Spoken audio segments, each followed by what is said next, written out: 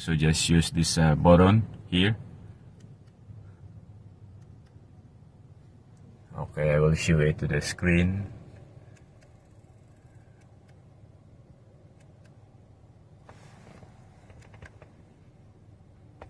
Then once you go there, you need to press down and up this one. You just need to navigate this button here. This is return. This is for pages. Go up, go down, and you just want to enter, just press this one. So we just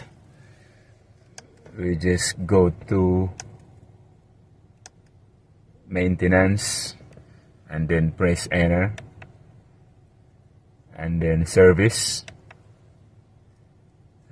After that, so this one is 3,000 miles. You can change it to 5,000 miles if you use full synthetic. After that, you click the reset button and